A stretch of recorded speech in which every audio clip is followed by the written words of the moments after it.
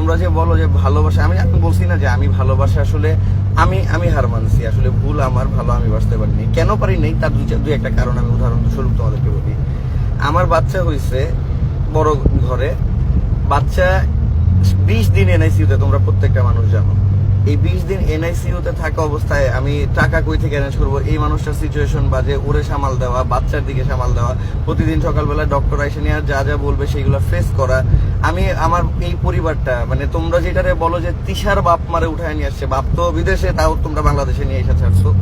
আর তিশার পরিবার নিয়ে যে পড়ে থাকার ব্যাপারটা, তিশার মা তার নিজের ঘর সংসার ছাইরা নিয়ে 6 মাস আইসা নিয়ে আলিশাকে পালছে, কারণ আলিশাকে এনআইসিউতে যে অবস্থায় দেখছে সেটা আমার বাবা মাও করে নাই। আমার বাবা মা এখন মাঝে মধ্যে আসে, এখন আম্মু প্রায় আসে, কিন্তু ফ্লোরে থাকছে 6 মাস। এই যে ওর আম্মু 6টা মাস ফ্লোরে, বাসায় ফ্লোরিং করে নিয়ে ফ্লোরে থাইকা নিয়ে হচ্ছে বাচ্চাটারে পালছে, কারণ ওর যা সিচুয়েশন বাজে গেছে আর তার পাশাপাশি আলিশার যে বাজে সিচুয়েশন ছিল, এইগুলো আলিশাকে আমি ধরতেই পারতাম না, ও এত ছোট ছিল।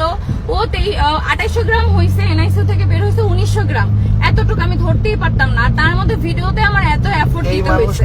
এই মানুষটা এখন কথা হচ্ছে টাকার ভাগ যদি করে নেই আমরা, হ্যাঁ টাকার ভাগ যদি করে নেই, যেই মাসে চুরি কিনে দেওয়া হয়েছে সেই মাসে আমাদের টাকা আসছে হচ্ছে টোটাল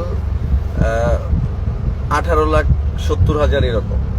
তো 18,70,000 টাকার হিসাব যদি এখন করি, আমি ধরলাম অ্যাভারেজ 20 লাখ ধরলাম, 20 লাখ টাকার হিসাব, বাবা ধরলাম আমি 10 লাখ টাকা যাও, 10 লাখ টাকার হিসাবে যে পার্সেন্টেজের ব্যাপারে আমি আসলাম যে 60% ওর, 40% আমার, 10% ওর, কারণ ও কোনো কাজই করে নাই।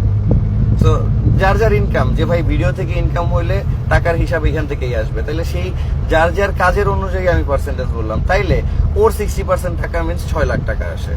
যে মাসে চুরি কিনা দেওয়া হয়েছে 18 লাখ, কিন্তু আমি 10 লাখ ধরলাম উদাহরণস্বরূপ বলতেছি, তার মানে 6 লাখ টাকা ওর আসে। ওই 6 লাখ টাকার জায়গায় ওর মারেও 5 লাখ টাকা দিয়ে চুরি কিনা দিয়েছে, ওর ব্যক্তিগত ব্যাপার। আমি আমার যে পার্সেন্টের যে টাকাটা থাকে, ওই টাকা দিয়ে আমি কি করি না করি সেটা আমার ব্যক্তিগত ব্যাপার। ওর টাকা দিয়েও কি করবে না করবে সেটা ওর ব্যক্তিগত ব্যাপার, এটা সিম্পল ব্যাপার। সো ওর মারেও কিনে দেবে, টাকা কামাই করতেছে ও এই প্ল্যাটফর্ম থেকে, অন্তত পক্ষে অনলাইন প্ল্যাটফর্ম থেকে। আমার আদার সাইডের প্ল্যাটফর্মের যে টাকা পয়সার হিসাব, আমি আমার বউ আছে, আমার বাচ্চা আছে, আমি আমার মতো করে খরচ করি, সেইটা আলাদা হিসাব। ওইটা সম্পূর্ণ আমার ইনকাম, আমার, ওর ইনকাম ওর।